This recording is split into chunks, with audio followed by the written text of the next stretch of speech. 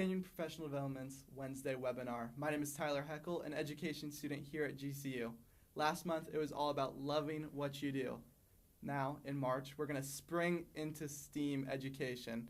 And just so everyone at the home is aware, I'm going to break down the joke. So spring is a verb, means going into, but then spring is also the month, like March is in.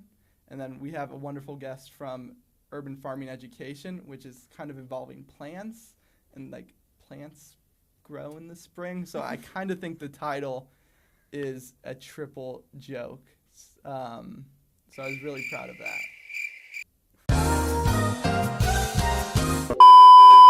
Welcome back to Canyon Professional Development's Wednesday webinar. My name is Tyler Heckel, an education student here at GCU. Last month we talked about loving what you do. Now this month we're going to spring into STEAM education, and I thought there's no better guest than Gracie Mika from Urban Farming Education. Gracie, how are you doing? I'm doing good. How are you? So can you quickly explain your background? I know you're a GCU alum, so like what'd you study in college and how did that lead to where you're at now? Yeah, so I'm from Arizona, a native. I'm from West Valley, like Goodyear, Arizona. Fun fact, they're building the Buc-ee's over there, so you'll pass my house when you go there. But yeah, I graduated in April of 2025, this past April, from GCU. I studied nutrition, and then now I'm doing my master's in nutrition and dietetics. And I was also on the cheer team here, so I used to be pretty involved when I was a student here. Yeah. And then now that I'm off campus, I do work with GCU with Urban Farming Education now. So kind of explain to me, what is Urban Farming Education? Yeah, so it's a local nonprofit, and they focus on sustainability and reaching out to our community and having like impact, teaching local students how to grow food and fighting like food insecurity with that. That's so awesome. So then how does that involve you working for Urban Farming Education and then also partnering with GCU? Yeah, so I got started with urban farming this past October. And with that, I teach the garden classes at the GCU Garden. So I teach 2 classes a month, one on a Wednesday in the morning and then one on a Saturday.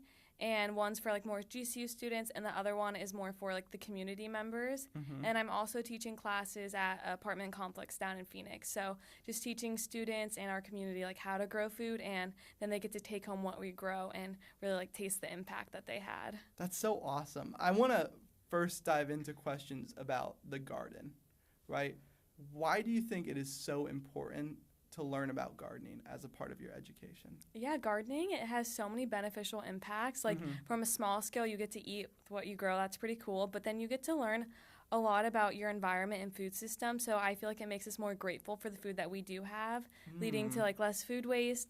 And also you get to learn about like the ecosystem. So what different food can grow in Arizona compared to back east, like in Ohio. We have different food seasons and produce seasons that like impacts what we can eat and what we can grow.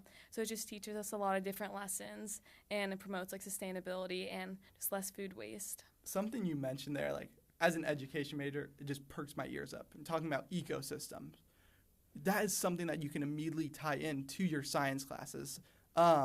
So let's say I'm a school teacher and I want to teach my kids about ecosystems. Why might I bring them to GCU to take one of your classes and learn about the garden? Yeah, our classes are beginner friendly. So students that come in, we teach the basics. We start by like looking at the soil. We like to do like a grab test. We'll hold the soil and see, okay, is this too dry, too wet? So teaching them the complete basics, and then showing them how to plant, how deep the seed needs to grow in, what seeds can we grow at this time of year. And then from there, we get to learn about the different like pests or like insects that may like harm the produce and how we can combat that. So just learning all about the different like ecosystems and like what happens when we do plant a seed and the different like life cycles that it goes through. So learning everything from like a kindergartner level all the way up to like the more high school, college level of learning like in depth about all the process that goes into it. And then you mentioned you do classes for GCU students as well. What kind of classes do you offer? Yeah, so we had our first couple, we went over just like garden maintenance, so learning how to clear the soil bed and how much like soil you need, the depth, and then we also went in to like composting and vermicomposting, which is pretty cool. And at the GCU Garden, they have like a tank that we have soil in with worms. Okay. And we take that, and that's called vermicomposting. We take the worm castings, we put it on the top of the soil, and that helps like fertilize it and help the plants grow more. So we go in depth into different topics depending on what the students want to learn and also like the curriculum we already have.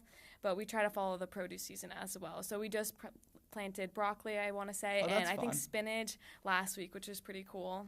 And then for any GCU students watching, you can actually rent a garden plot at GCU for $30. So I totally recommend you going down to the garden and renting a plot. I have one. It's super fun. So gardening is a really cool opportunity. I talked a little bit like why schools should come to GCU and take your classes and hear about all the cool things you're doing. But what are the benefits? Why should they start their own garden at their own school? Yeah, so it has a great impact. Like I was saying earlier, starting a garden at your own school, it teaches like basic skills like responsibility. Students, whether they're young or they're all the way in 8th grade, you learn how to take care of a plant, and it's a living thing. You have to water it, so you're teaching those lifestyle skills. But then it also goes into different aspects where you can learn the science behind it. You can learn different types of food that you can eat, and also it exposes them to different things because like students, when you're a minor, you're living under your parents' household.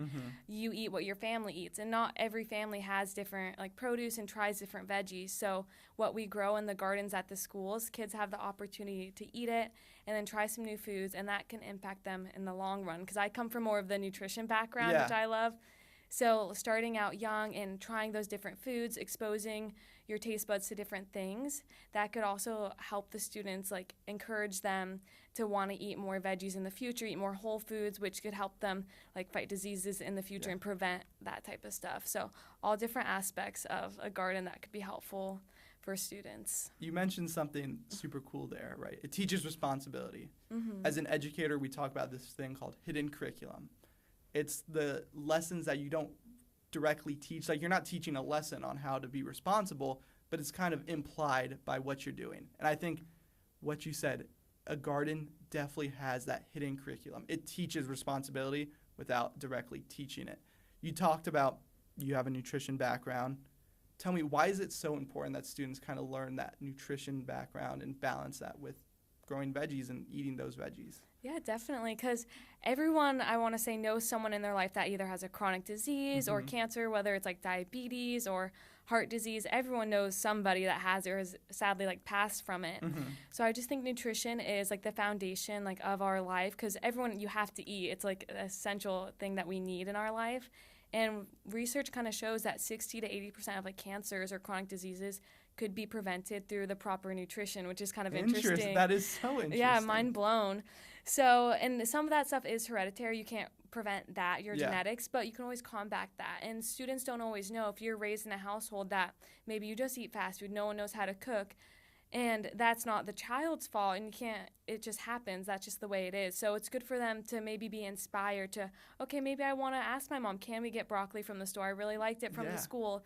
So it can inspire them to help their families or become cooks when they're older, just learn how to eat more of like a balanced diet and like moderation. So when they are older, they're not facing some of those chronic illnesses that could have developed younger or develop in the future if they continue eating like in a way that's not as helpful for their bodies. And that's one I think the cool things that the garden can provide is natural organic food can sometimes be pricey, but it's a lot cheaper if you grow yourself and you're kind of giving them the tools to equip them to do that. So I think that's an awesome service that you're providing. I want to shift it more to the STEAM education, science, technology, engineering, art, and math. I know gardening is like one small aspect of that, but can you speak on the benefits of STEAM education as a whole? Yeah, I think STEAM education is awesome. It really challenges students to think outside of the box rather than just like memorizing content and just like regurgitating it for like a multiple choice test.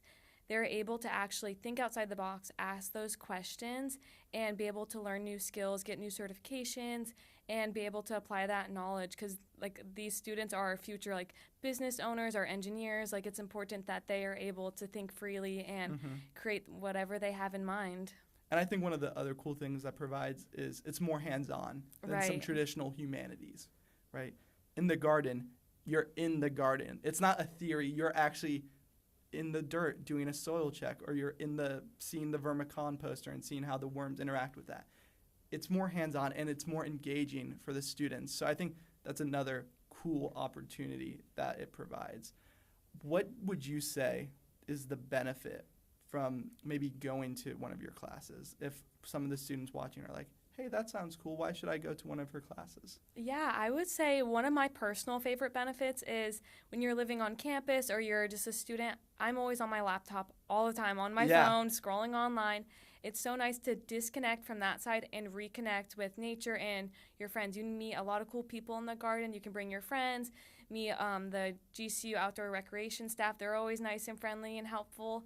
So that's a benefit that I like personally, but also just being able to learn new things and connecting with the soil, the grass, everything that we're growing, the plants. And then whatever we grow, you get to keep. Oh, and that's then there are awesome. also some like open community plants in the garden. Some of the beds, like you said earlier, are reserved, so we got to respect those. But you can always look at what the students are growing, get inspired from that. But there are some like open produce that we can take as well, which is cool. So you get to get some fresh produce and take home, which is pretty cool. You can't really beat free. Yeah, if any students want inspiration, I'm growing sunflowers right now. Well, I'm attempting to grow sunflowers right now. They're not super grown. But something that you said that really stood out to me was disconnecting from technology and reconnecting with your nature. We're in such a technology-driven world that sometimes it might feel hard to disconnect from technology. Right. Another awesome benefit that the garden provides. You get away from kind of the hustle and bustle of your phone or your laptop and kind of just live in the earth. And that's something that's super cool. You obviously are graduated from college. I know you're in your master's program, but you kind of achieved a big deal, which is graduating college. What's advice that you'd give to maybe the college students or a high school student listening that might just need a pep up? Yeah, I would say biggest advice that helps. They say freshmen in college, you're more likely to drop out if you don't have friends because you need community. So going out to events, whether it's the garden or GCU basketball games, doing an outdoor rec trip or joining a club, I would say that's something that changed my whole college experience. Just anything, getting involved, making friends really helps having that community and making you like inspired. Then you can bounce ideas off each other, attend events together. And I think that's probably one of the most important things because life isn't meant to be done alone. Yeah. It's good to do it in groups and have that resource so you can make friends and just get involved. And then how has doing stuff in the garden impacted your life in other ways? Yeah, I think I wasn't expecting the garden to impact me as much as it did. Yeah. Because I'm in the garden a couple times a month, like teaching classes and doing maintenance. But I feel like it's really taught me a new appreciation for that food system side of it. Because I'm the nutrition side. So mostly like my internships for my master's, I'm like talking with clients and like shadowing, but actually getting in person, getting in the garden and seeing, wow, this does take like some work, but it's like really rewarding. I feel so fulfilled being able to see, like my friends came out to my last class. They were so excited to take a single lemon from the tree, blew their mind. And I was like, wow, this is like really meaningful. Like I just didn't realize how fulfilled I would get from this. Like seeing kids learn how to garden and even simply just attending the classes, whether they don't even want to get their hands dirty in the soil. If they just want to watch, it's still cool. Yeah, it gives you kind of an appreciation of what you're eating. If you know how long it takes. And again, you talked about it earlier, it helps with food waste. If you spent all this time growing lettuce to make a salad, you're not going to want to throw the salad away. Like that's your hard work. So it gives you a newfound appreciation for where your food comes from. And it kind of impacts that in your other aspects of life. You're more appreciative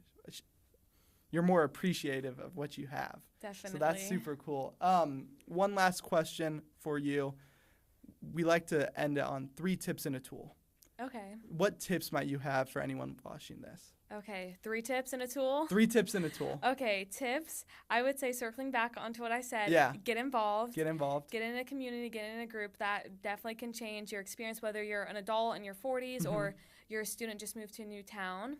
And I would say my next tip would be trying to give back to your environment. So sustainability, whether you're gardening or brushing your teeth, like limiting your water use or less food waste, anything sustainability is great for our environment, and little impacts do make a difference over time. I like that so much. Giving back, like leaving your environment better than you found it, and then little impacts build up over time. That's awesome. Yeah, and then, okay, my third tip would be, I wasn't ready for this. I got to think. I'm so sorry. I know No, I I'm put just you on kidding. the spot. I would say try something new with your food because I think a lot of us are guilty of being picky eaters or eating within our same little like food group. I know I eat the same stuff I'm every laughing day. because I'm a notoriously picky eater. Oh, so you this are? advice is for me. Okay, this is for you. You got to try something new, even if it looks gross or different, or even if that's like trying food you already like but cooking it differently, because if you cook a food a different way, that impacts the nutrition too, the content of it. So trying some new food, I challenge everyone to push themselves. Thank you so much, Gracie. STEM education is one of the coolest things there is. It connects to all aspects of life, and it's not going anywhere. Thank you so much for watching this Wednesday webinar. See you next time.